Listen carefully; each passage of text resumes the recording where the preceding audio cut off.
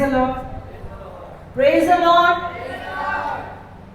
सबसे पहले तो कलीसिया होने के नाते एक दुख के साथ बोलना पड़ा जो भी अहमदाबाद में इन दिनों में हुआ। इट्स डिज़ास्टर था बिल्कुल। कई लोगों के परिवार उजड़ गए, कई बच्चे अनाथ हो गए, कई उनके जो परिवार के मुखिया थे वो चले गए। बहुत अच्छा नहीं हुआ ना, लेकिन इन सब के बीच में भी एक चीज़ अच्छी है, वो है हमारा परमेश्वर।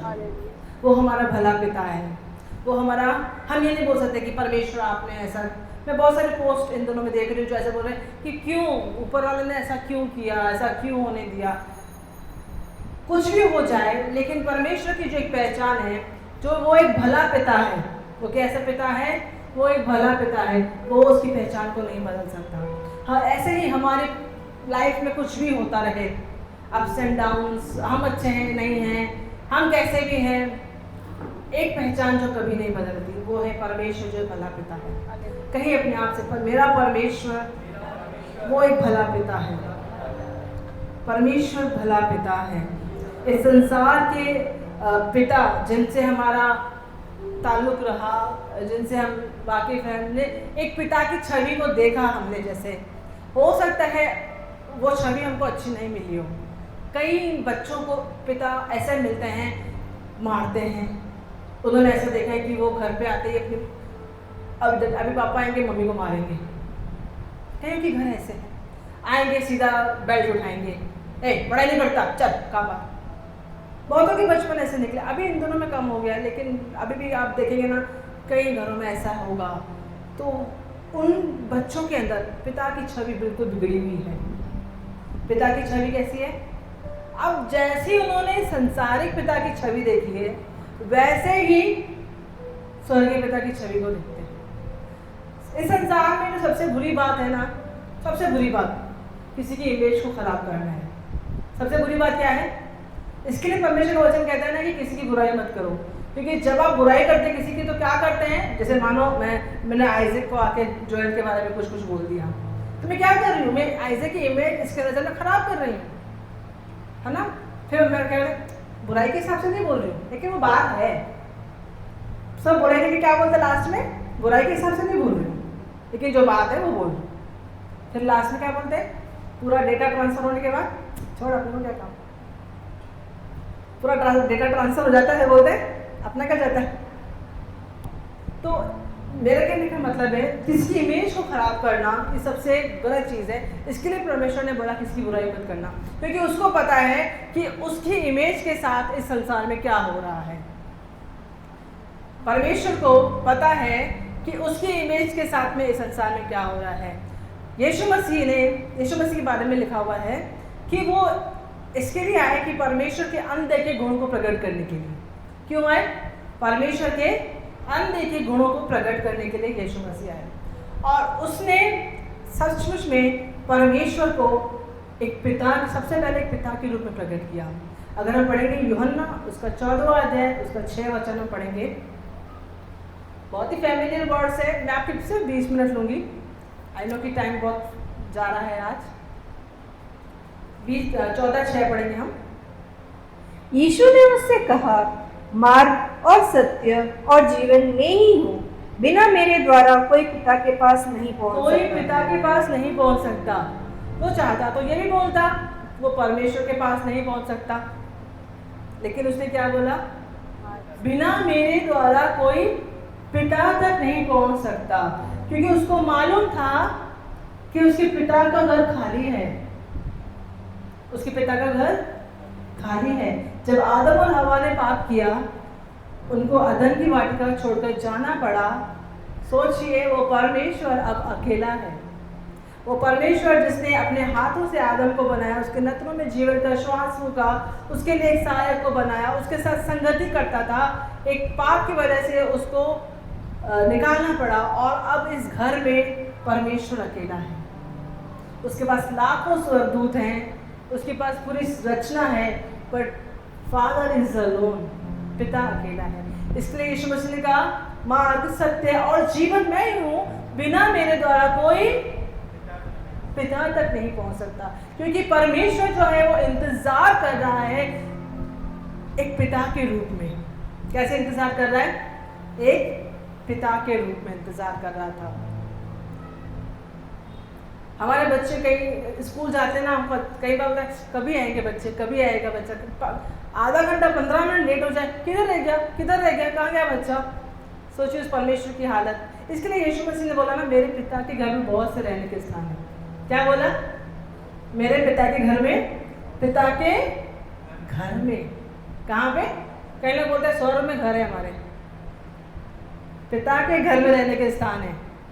इसका मतलब पिता का घर खाली पड़ा है, और आप और मैं जो विश्वास लाए हैं, यीशु मसीह को बिलीव करते हैं, हमने उसके घर को भरा है। आप जितनों को लेके आएंगे उसके घर को भरेंगे। और पिता के घर में बहुत सा स्थान है। पिता के घर में अभी भी बहुत स्थान है। इसका लीज में बहुत स्थान पड़ा हुआ है। यहाँ स्थान है, पीछे स्थान है, उधर स्थान है, यहाँ स्थान। तो परमेश्वर का वचन बोलता है, यीशु मसीह ने बोला कि मेरे पिता के घर में बहुत से स्थान है, यदि ना होते तो मैं कह देता। तो परमेश्वर एक पिता के रूप में इंतजार करता है। हालेलुया। पिछले हफ्ते हमने सुना उड़ाऊ पुत्र और उस पिता के बारे में, बहुत ही फैमिलियर स्टोरी है। और इस स्टोरी की खासियत पता है क्या है? इस कहानी की खासियत क्या है? इसको आप जितनी बार पढ़ोगे, जितनी बार सुनोगे, जितनी बार प्रीच करोगे, आपको एक नई बात ज़रूर मिलेगी। ये मेरा अनुभव है। मैंने खुद कितनी बार प्रचार किया है इस पैसेज के ऊपर। हर बार नई बात मिलती है। कई बार घर पर बैठ के सोचते हैं, नई बात मिलती है। Praise Lord, hallelujah. मैं आज बस ये बताने आई हूँ कि मेरा परमेश्वर भला पिता है। मेरा परमेश्वर भला पिता है, और उस भले पिता की एक बहुत खास बात है, वो हमारे हमसे रिश्ता चाहता है, लेकिन वो रिश्ता चाहता है कि हमारी मर्जी से हो। कैसे हो? हमारी मर्जी से हो। लूका का 15 अध्याय अगर निकालें तो वहां पे 3 दृष्टांत है। पहला कौन सा है? खोई हुई भेड़ का, फिर सिक्का, फिर उड़ाऊ पुत्र। हाँ, रट्टा हुआ है ये तो। खोई हुई भेड़ को ढूंढने के लिए कौन जाता है? चरवाहा जाता है। सिक्का खो जाता है, कौन ढूंढता है? स्त्री ढूंढती है। लेकिन बेटा चला गया तो बाप क्यों नहीं जा रहा? बाप नहीं जा रहा, वो क्या कर रहा है? वेट कर रहा है, वो इंतजार कर रहा है। भेड़ को ढूंढने के लिए चरवाहा गया, सिक्के को ढूंढने के लिए वो स्त्री लग गई, लेकिन बेटा अगर गया है तो बाप बैठ के इंतजार कर रहा है। ये है हमारा परमेश्वर। वो चाहता है मेरा बच्चा अपनी मर्जी से मेरे पास आए। वो क्या चाहता है? मेरा बेटा मेरी अपनी मर्जी से मेरी आराधना करे, किसी के दबाव में आके नहीं। अगर किसी ने बोला हाथ उठाओ तो हाथ उठा रहे हैं। अच्छा, कोई बोलता है ना वर्शिप में हाथ उठाओ, सचमुच मैंने 90% नोट किया है मेरे इस मसीह जीवन में 20 साल के। कोई बोलता है ना वर्शिप में हाथ उठाओ, इतना ही उठता है। लेकिन अपनी मर्जी से उठता ना तो दोनों हाथ ऐसे उठते हैं, दोनों हाथ ऐसे, क्योंकि मेरा हृदय तैयार है, मेरा हृदय गवाही दे रहा है, मेरा हृदय भर चुका है, गदगद हो चुका है, उस क्या बोलते हैं, ग्रैटिट्यूड से भर चुका है कि मैं अपने आप को रोक नहीं पा रही हूँ। मैं अपने आप को रोक नहीं पा रही आंसू बहाने से, मैं अपने आप को रोक ही नहीं पा रही हूँ घुटनों पे आने से, मैं अपने आप को रोक ही नहीं पा रही नाचने से। आपको पता है, एक स्त्री को जानती हूँ मैं, जयपुर में रहते हैं। वो जब आराधना करते थे ना, हमारा एक ऐसा हॉल था, यहाँ पे दरवाज़ा था और यहाँ पे दरवाज़ा था। रायन इंटरनेशनल स्कूल की बात बता रही हूँ। तो वो जब वर्शिप होती थी ना, वो बहन आंखें बंद, वो बहन इस दरवाजे से निकलती थी, नाचती नाचती वो दरवाजे से अंदर आती थी। वो इतना खो जाती थी, वो इतना खो जाती थी, उसको कुछ होश नहीं रहता था। ये है पिता की आराधना, ये है पिता के साथ रिश्ता। किसी का जोर नहीं, किसी का दबाव नहीं, किसी का कहना नहीं, किसी का बोलना नहीं। मुझे जो अच्छा लगेगा मैं मेरे परमेश्वर के लिए करूँगा, क्योंकि और परमेश्वर को वही चीज़ अच्छी लगती है जो आप अपनी मर्जी से उसके लिए करते हैं। यूहन्ना 4 उसका 24 में क्या लिखा हुआ है, पढ़ेंगे।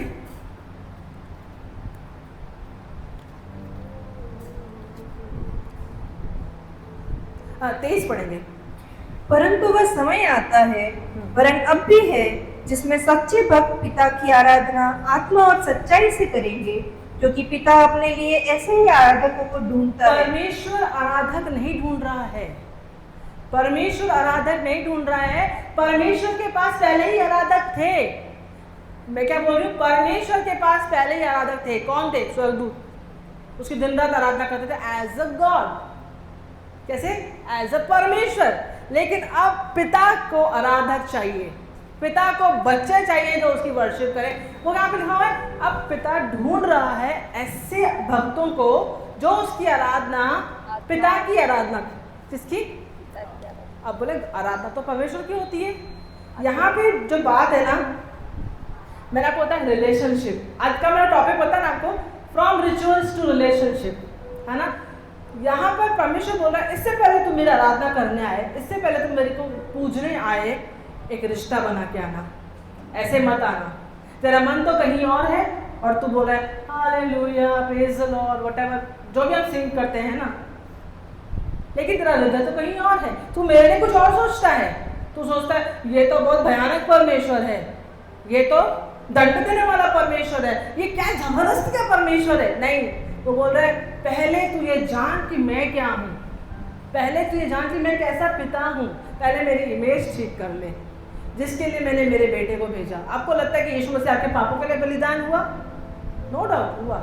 आपको धर्मी बनाने के लिए तीसरे दिन जी उठा? नो डाउट हुआ। लेकिन उससे बढ़कर वो दिखाने आया कि मेरा पिता कैसा है, मेरा पिता कैसा है। क्या वचन में लिखा हुआ है, जो कुछ मैं अपने पिता को करते देखता हूँ वही मैं करता हूँ। क्या यीशु मसीह ने कभी कोई बुराई की? लिखा है कि वो हमेशा भला करता रहा। क्या करता रहा? भला करता रहा। तो क्या दिखा रहा है कि परमेश्वर भला है। और इफिसियों की पत्री 1 का नाम लिखा हुआ है कि हमको भी भले भले कामों के लिए सृजा गया है, क्योंकि हम भी उसकी संतान है तो उसी की तरह है। हम उसकी संतान है तो उसी की तरह है। मसीह जीवन में, क्रिश्चियन लाइफ में, परमेश्वर के साथ रिश्ते में कभी भी किसी के कहने से कुछ नहीं होना चाहिए। हाँ, हम इन्फ्लुएंस हो सकते हैं, हम पास्टर से सीख सकते हैं, हम किसी की बात मान सकते हैं, कोई बुराई नहीं है। लेकिन आपका हृदय, आपकी आत्मा क्या बोलती है उस रिश्ते के बारे में, वो इम्पोर्टेंट है सबसे ज़्यादा, वो सबसे ज़्यादा मुख्य है। Praise the Lord, praise the Lord. आपको समझ में आ रहा है? परमेश्वर की एक और खासियत है कि वो तरस खाने वाला परमेश्वर है। आपको पता है कि परमेश्वर जब मनुष्य को देखता है तो उसको सबसे ज़्यादा कौन सी बात जो कंपैशन से बढ़ देती है?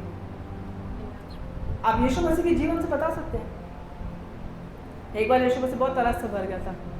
कौन सा इंसिडेंट था वो? भीड़, विधवा का पुत्र मर गया। यीशु मसीह ने देखा कि ये लोग, भीड़, कौन बोला? हाँ, भीड़ जो कि बिना चरवाहे की थी, अकेली थी।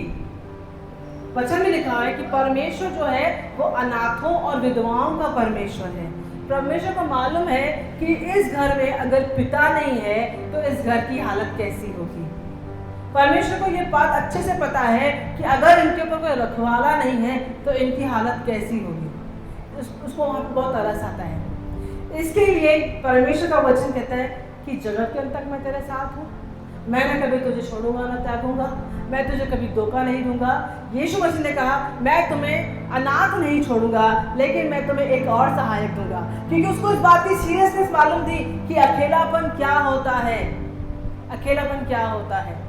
और दूसरी नंबर चीज़ बताऊँ आपको, परमेश्वर की खास बात है, वो आपसे कुछ भी उम्मीद नहीं रखता। वो आपसे कुछ भी उम्मीद नहीं रखता है। परमेश्वर आपसे कुछ भी डिमांड नहीं करता है। ये आपको शायद सुनने में कंट्रोवर्शियल लग सकता है, बट परमेश्वर आपसे कुछ भी डिमांड नहीं रखता है। आपको सबको मालूम है कि हम लेपालक पुत्र हैं, हमको गोद लिया गया है। जब कोई दंपति, कोई मतलब कपल गोद लेने जाता है अनाथ आश्रम या कहीं पे, उसको पता होता है कि ये बच्चा मेरा नहीं है, लेकिन उसको वो एक्सेप्ट करता है ना। उनको नहीं पता कि किसका, उसके रगों में किसका खून बह रहा है, आगे चल के वो उसके अंदर कौन सी आदतें डेवलप होंगी, क्या होगा, कुछ नहीं। लेकिन वो जाता है और उसको अडॉप्ट करता है बिना कुछ जाने, बिना कुछ सोचे, बिना कुछ विचारे। इसलिए बस मुझे एक बच्चा चाहिए, वो उसको अडॉप्ट करता है, वो उसको अपनाता है और उसको वो सारी बातें सिखाता है, वो सारे बेनिफिट्स मिलते हैं जो उस दंपति के होते हैं। मानो वो अगर वो इंग्लैंड में रहने वाले हैं तो वो भी इंग्लैंड में रहेगा, वो करोड़पति तो वो भी करोड़पति आज से। कैसे पैदा हुआ कुछ मतलब नहीं, कहाँ उसको छोड़ा गया, नाले में छोड़ा गया, कचरे में छोड़ा गया हो, अनाथ आश्रम में कैसे पहुंचा, कोई मतलब नहीं, लेकिन किसने उठा के रखा है वो बात मैटर करती है। और कैसे उठाया है, बिना शर्तों के उठाया है। आपको पता है परमेश्वर की हम संतान हैं, हम खो गए थे, हमको चुरा लिया गया था। आज अगर उसने हमको गोद लिया है ना तो ये सोच के नहीं किसी और के थे, हम उसी के थे। उसने एक बार फिर से हमको अपनाया, एक बार फिर से उसने हमको अपनाया, बिना कुछ सोचे, बिना कुछ विचारे, बस इस बात से कि मुझे ही मेरा बच्चा वापस चाहिए, मुझे मेरा बच्चा वापस चाहिए। उसने और कुछ भी नहीं सोचा। इसके लिए परमेश्वर कोई कुछ डिमांड नहीं रखता है। और कई बार जब हम परमेश्वर को खुश करने जाते हैं, आप क्या बोलते पास्टर, फिर कुछ भी करें हम, जो परमेश्वर के अच्छा नहीं लगता है वो सब कुछ करता रहे? नहीं, इतने समझदार हम लोग हो चुके हैं कि हमको क्या करना है क्या नहीं करना है। मैं कल पास्टर को बोल रही थी कि इन 14 सालों में जब से आदि बॉर्न हुआ है, मेरे लिए जो सबसे कठिन पल रहा ना वो ये रहा, आदि को डिसिप्लिन करना। एक बच्चे को डिसिप्लिन करना ना सबसे मुश्किल होता है। प्यार हर कोई कर सकता है, पैम्पर हर कोई कर सकता है, डिसिप्लिन करके दिखाओ। जान निकलती है बच्चे को डांटते वक्त, उसको सजा देते वक्त, लेकिन सजा देनी है, लेकिन डांटना है उसकी भलाई के लिए। लेकिन क्या ही वो बच्चा है जिसको पता है कि मेरे पापा को क्या अच्छा लगता है। लाइक आदि है ऐसा, उसको पता है कि डैडी को मम्मी को क्या अच्छा लगता है, वो ऐसा काम करता है। लेकिन कई बार हमको सिखाना तो पड़ता ही है। परमेश्वर ने ये वचन जो दिया है, ये लिखित वचन, इसमें पता है कि परमेश्वर को क्या अच्छा लगता है और क्या अच्छा नहीं लगता है। लेकिन कई बार हम इस वचन के अनुसार नहीं करते, तो परमेश्वर तो अपने तरीके से सिखाता भी है, लेकिन आउट ऑफ लव, प्रेम के कारण वो सिखाता है, क्योंकि वो चाहता है कि हम, क्योंकि इस वचन से जब हम बाहर जाते हैं तो हम खतरे को मोल लेते हैं, अपनी ब्लेसिंग को छोड़ देते हैं। और परमेश्वर चाहता है कि हम ब्लेस्ड हों, हम खतरे में ना रहें, इसके लिए वो हमको करेक्ट करता है। Praise God. इस पहले उसने वचन दे दिया है, पहले उसने वचन दिया है कि इस वचन के अनुसार तुमको चलना है। कुछ नीड नहीं है करेक्शन की, मार पिटाई कुटाई गुस्से की कुछ जरूरत नहीं है। वचन में जो लिखा है करते रहो, परमेश्वर आपको ब्लेसिंग से भरता रहेगा। Praise God, hallelujah. तो डिसिप्लिन जब हम करते हैं ना, जब परमेश्वर हमको डिसिप्लिन करता है वो हमारे फायदे के लिए करता है। लेकिन डिसिप्लिन का ये मतलब नहीं कि हम ये बात को अपने मन में सोच लें अब परमेश्वर का दंड मेरे ऊपर आएगा, अब तो मैं गया काम से, अब मैं गया। नहीं, परमेश्वर ऐसा नहीं है, वो बहुत धीरजवंत है। लिखा है वो विलम्ब से क्रोध करने वाला परमेश्वर है, विलम्ब से क्रोध करने वाला पिता है। Praise the Lord. सबसे मुख्य बात है ना, अपने आप को साबित करना छोड़ दो, अपने आप को साबित करना, प्रूफ करना। आप इस घर में रहते हैं, परमेश्वर के किंगडम को घर के जैसा समझो, क्योंकि जब हम प्रभु में आते हैं ना तो हम उसके घराने में आते हैं। अगर अभी घर में आपका बच्चा सारा दिन सोचे कैसे पापा को खुश करूं, कैसे पापा को मैं कैसे लायक बनूं, इसकी संतान बनने के लायक मैं क्या करूं, हाँ इसका बच्चा बनने के लायक मैं क्या करूं। पिता को ये बात पता चलती है, क्या सोचेगा, अरे तुझे नहीं पता तू मेरी संतान है, तेरे को नहीं मालूम क्या, तेरे को जरूरत विश्वास नहीं है क्या। परमेश्वर को सबसे ज्यादा गुस्सा,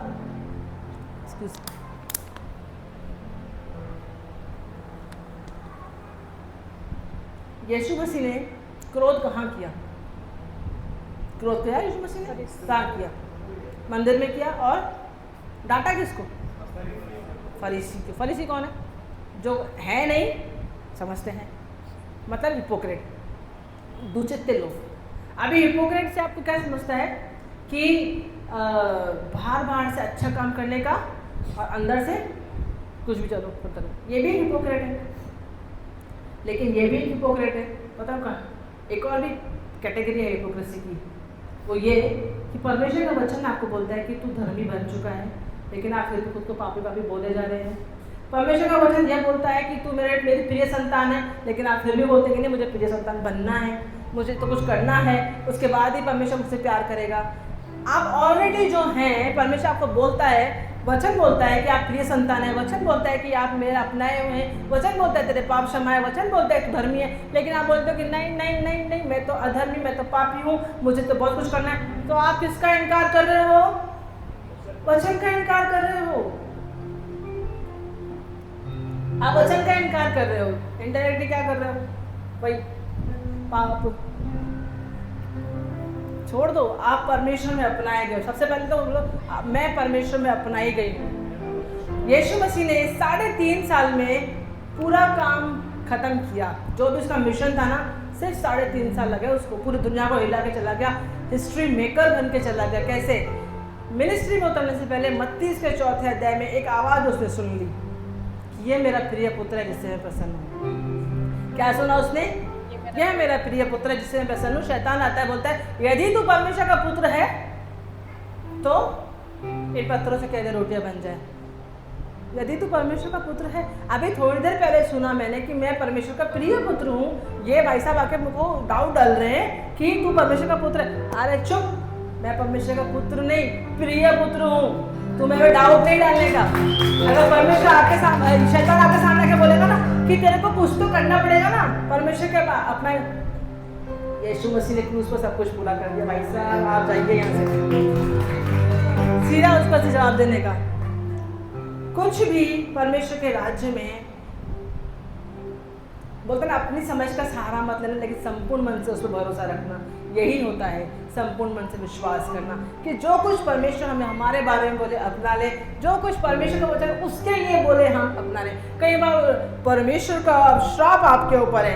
अरे भाई, तो क्रूस पर क्या लिया था उसने?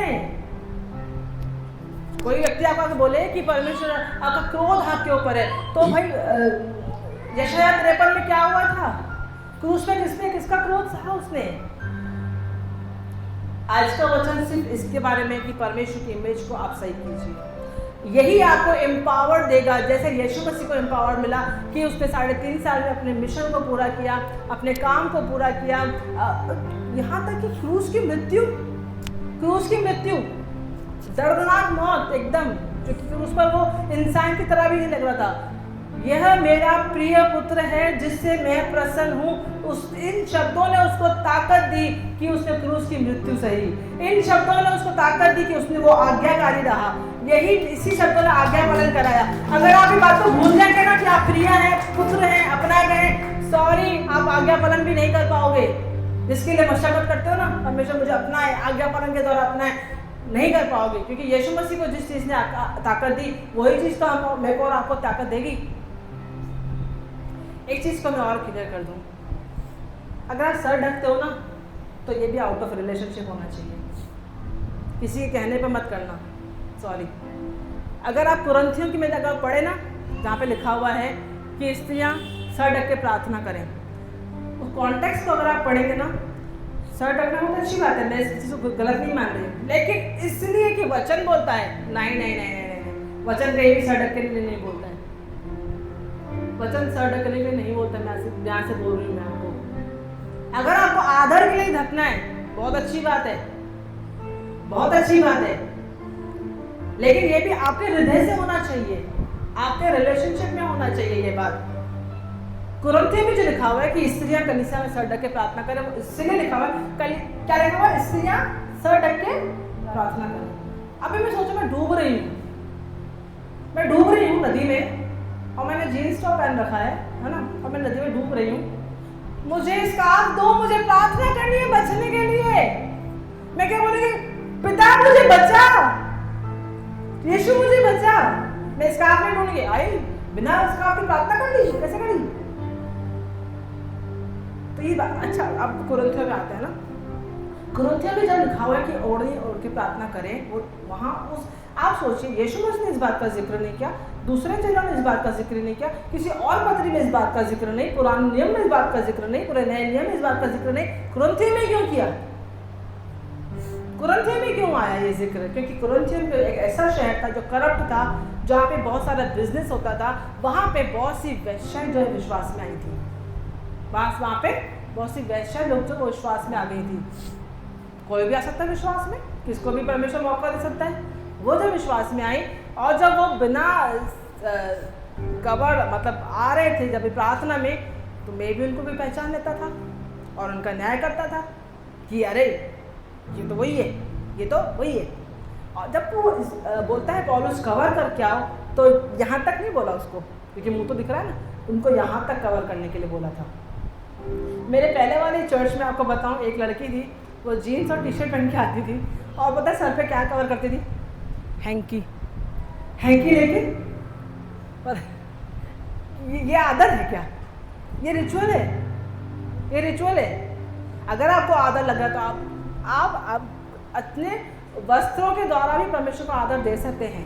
आपका पहनावा अच्छा होना चाहिए, आप अच्छे होना चाहिए। हाँ, और दूसरा क्या बोलता है, अगर तू ओढ़नी नहीं ओढ़ रही है तो तू मुंडी हो जा, मतलब टकली हो जा, अपना सर मुंडा ले। क्यों बताए? क्योंकि वैसा लोगों का शोभा क्या थी? बाल थे उनके। अब कोई स्त्री अगर अपने बाल मुंडा के आ जाएगी तो पहले में तो वो उसकी सुंदरता गई, वो अट्रैक्टिव नहीं लगेगी अब, है ना? अब बिल्कुल अट्रैक्टिव नहीं लगेगी। तो जो वैसे पहले अट्रैक्टिव लगती थी, अगर बिना ओढ़ने के आ रही है तो वो सर मुंडा लेती है। और दूसरी नंबर चीज़, उनको कोई पहचान ही नहीं पाता था फिर, क्योंकि जो प्रोस्टिट्यूट होते हैं उनका अपीयरेंस अलग ही होता है। वो कैसे तो मतलब मेकअप वगैरह ऐसा, लेकिन जब वो प्रभु में आ गए तो एकदम सिंपल, एकदम उनका पहनावा अलग हो जाता है। और जब वो बाल निकाल देते हैं तो पूरी अलग हो जाती है, फिर वो को पहचानता नहीं था फिर। तो इसके लिए बोला है कि स्त्री कलीसिया में सर ढक के बैठे। इसको रिचुअल बना दिया कि अगर मैंने सर नहीं ओढ़ा ना तो मैं परमेश्वर का आदर नहीं करती। कंट्रोवर्सी में आ रहे हो, ज़्यादा दबाव है, पहन के बैठो, कोई वो भी नहीं है ना? कई बार मैं ऐसे जगहों पे जाती हूँ जहाँ देखती हूँ कि हाँ इधर सब पहन के बैठे हैं, और वहाँ मैं अपना दिखाने के लिए नहीं मैं क्यों, मैं तो नहीं पहनूंगी, मैं तो पहनती ही नहीं तो मैं क्यों पहनूँ। वहाँ मैं सर ढकती हूँ क्योंकि मुझे कंट्रोवर्सी में नहीं आना है। व्यर्थ बात से बाइबल बचने के लिए बोलती है। कहने का मतलब है जो कुछ भी करो आपके हृदय से होना चाहिए, आउट ऑफ रिलेशनशिप होना चाहिए। परमेश्वर की इमेज खराब नहीं होनी चाहिए। अपने आप को परमेश्वर की नज़र में साबित करने के लिए कुछ भी नहीं करना चाहिए। जितना आप साबित करने जाओगे उतनी गलतियां करोगे, जितना आप अच्छा बनने जाओगे उतना अगर हम अच्छे होते तो यीशु मसीह क्यों आता? अगर आप खुद से ही परमेश्वर को एक्सेप्ट करा लेते तो यीशु मसीह क्यों आता? घर पे जाके ना आज एक मूवी देखना, हाय पास्टर क्या बोल रहे, मूवी देखो, हाँ देखना द लायन किंग, सिम्बा वाली, तो वो मूवी देखना। उसमें ना एनिमी आके, शैतान आके वो छोटे से उसको कब को, शेर के बच्चे को आके बोलता है कि तेरा जो पापा है ना वो तुझसे बहुत उम्मीदें रखता है, तू एक काम कर दहाड़। अरे छोटा बच्चा क्या दहाड़ेगा, लेकिन बोलता तू दहाड़ेगा नहीं तो वो तुझसे खुश भी नहीं होगा। उसको बोलता है कि तू जा पहाड़ी के ऊपर दहाड़। वो क्या क्या उसको बोलता है कि तुझे ये करना पड़ेगा, तुझे वो करना पड़ेगा। वो उसके पिता की इमेज उसके अंदर खराब कर रहा था। वो दिखा रहा था कि तेरा बाप उससे बहुत उम्मीदें करता है। वो दिखा रहा था कि तू तेरे बाप के बेटा बनने के लायक नहीं है। और जैसे ही उसने वो चीज़ को किया, आप उस मूवी में देखेंगे ना तो पूरा केओस हो जाता है। वो शेर को मारना पड़ता है, उसको उसके बाप को मारना, जो मुफासा रहता है। मैं स्टोरी बता रही हूँ, क्यों बता रही हूँ, क्योंकि जब हम परमेश्वर की नज़र में खुद को स्थापित करने की कोशिश करते हैं, जो ऑलरेडी यीशु मसीह ने कर दिया है, हम उसकी महिमा को चुरा रहे हैं। हम उसकी महिमा को चुरा रहे हैं क्योंकि यीशु मसीह ने काम पूरा किया। हम बोल रहे हैं हमको भी थोड़ा बहुत करना है, हमको भी थोड़ा बहुत, इट इज़ फिनिश्ड, कैटलिस्ट है, नहीं थोड़ा बहुत मेरा भी ऐड करो, थोड़ा बहुत मेरा भी ऐड करो। जो काम परमेश्वर ने पूरा किया है वो परफेक्ट है। बोलो बाजू वाले को, जो काम परमेश्वर ने किया है वो परफेक्ट है। Our god is perfect god. हमारा पिता परफेक्ट पिता है। वो आपका और मेरा काम नहीं चाहता। अगर आपका और मेरा काम ऐड करना चाहता तो यीशु मसीह को भेजता ही नहीं। उसके लिए मिनटों का काम है, 1 सेकंड में सबको स्वर्ग लेके जाएगा, लेकिन वो धर्मी परमेश्वर है। Hallelujah, praise Lord. क्या आज सुबह कुछ सीखा आपने? आपका पिता आपसे बहुत प्यार करता है। इस फादर्स डे के दिन मैं आपको यही बोलना चाहती हूँ कि पिता आपसे खुश है। पिता, अपने हृदय पर हाथ रख के बोलिए कि पिता मुझसे खुश है, पिता मुझसे खुश है। उसको मुझसे कोई उम्मीदें नहीं है। वो मुझे भरपूर करता है, ना कि मुझसे कोई मांग करता है।